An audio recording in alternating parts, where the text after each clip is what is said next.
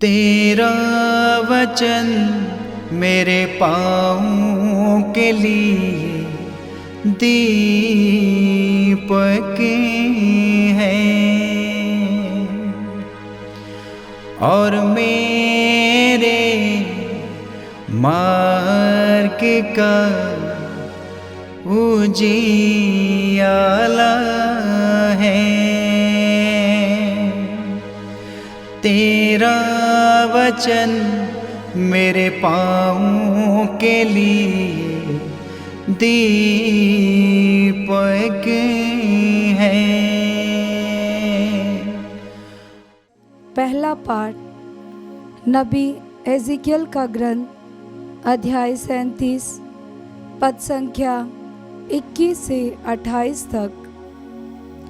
प्रभु ईश्वर ये कहता है, मैं इस्राएलियों को उन राष्ट्रों में से इकट्ठा करूँगा जहाँ वे चले गए हैं।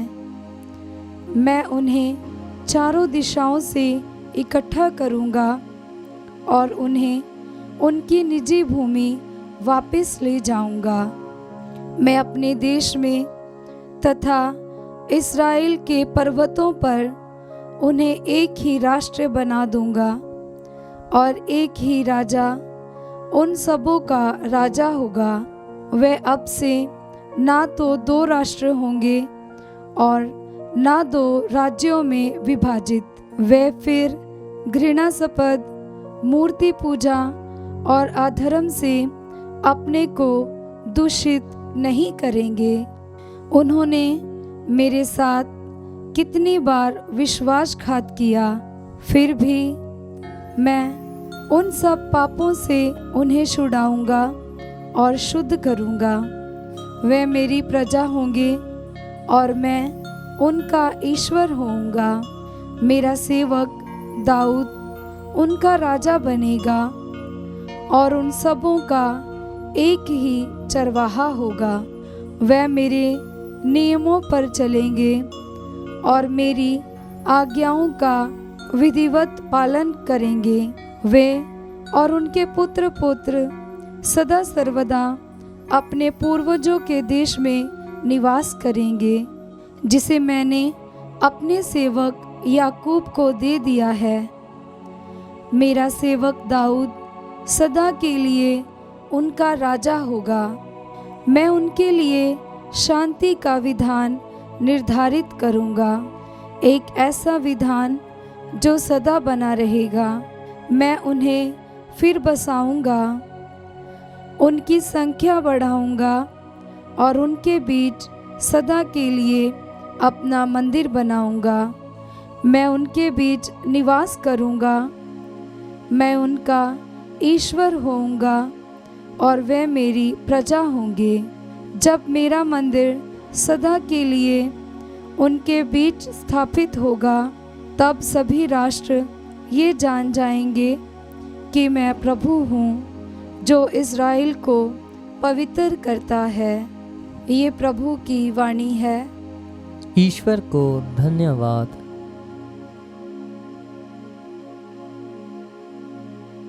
भजन अनुवाक्य। प्रभु चरवाहे की तरह अपने झुंड की रक्षा करेगा। प्रभु चरवाहे की तरह अपने झुंड की रक्षा करेगा। हे राष्ट्रों, प्रभु का वचन सुनो। सुदूर द्वीपों तक ये घोषित करो, जिसने इस्राएल को बखेरा है वही उसे एकत्र करेगा और उसकी रक्षा करेगा, जैसा कि चरवाहा अपने झुंड की रक्षा करता है। अनुवाक्य। प्रभु चरवाहे की तरह अपने झुंड की रक्षा करेगा। क्योंकि प्रभु ने याकूब का उद्धार किया और उसे उसके शक्तिशाली शत्रु के पंजे से छुड़ाया। वह लौटकर सिय्योन पर्वत पर आनंद के गीत गाएंगे। वे बड़ी संख्या में प्रभु को दान देने आएंगे। अनुवाक्य। प्रभु चरवाहे की तरह अपने झुंड की रक्षा करेगा। तब कुमारियां उल्लासित होकर नृत्य करेंगी। नवयुवक और वृद्ध एक साथ आनंद मनाएंगे। मैं उनका शोक आनंद में बदल दूंगा, उन्हें सांत्वना दूंगा और दुख के बदले सुख प्रदान करूंगा। अनुवाक्य। प्रभु चरवाहे की तरह अपने झुंड की रक्षा करेगा। जय घोष। प्रभु कहता है, अपने पुराने पापों का भार फेंक दो, एक नया हृदय और एक नया मनोभाव धारण करो। पवित्र सुसमाचार संत योहन के अनुसार अध्याय 11 पद संख्या 45 से 57। जो यहूदी मरियम से मिलने आए थे और जिन्होंने यीशु का यह चमत्कार देखा, उनमें से बहुतों ने उनमें विश्वास किया, परंतु उनमें से कुछ लोगों ने फरीसियों के पास जाकर बतलाया कि यीशु ने क्या किया है। तब महायाजकों और फरीसियों ने महासभा बुलाकर कहा, हम क्या करें? वह मनुष्य बहुत से चमत्कार दिखा रहा है। यदि हम उसे ऐसा करते रहने देंगे तो सभी उसमें विश्वास करने लगेंगे और रोमन लोग आकर हमारा मंदिर और हमारा राष्ट्र नष्ट कर देंगे। उनमें से एक ने, जिसका नाम कैफस था और उस वर्ष प्रधान याजक था, उनसे कहा, आप लोगों की बुद्धि कहाँ है? आप ये नहीं समझते कि हमारा कल्याण इसमें है कि एक ही मनुष्य जनता के लिए मर जाए और समस्त राष्ट्र का सर्वनाश ना हो।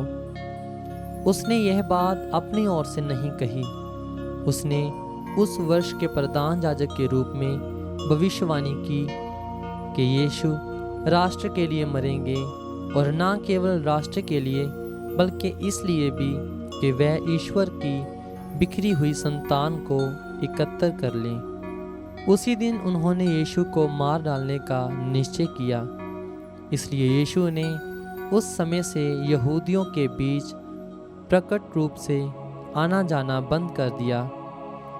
वह निर्जन प्रदेश के निकटवर्ती प्रांत के एफ्राइम नामक नगर चले गए और वहीं अपने शिष्यों के साथ रहने लगे।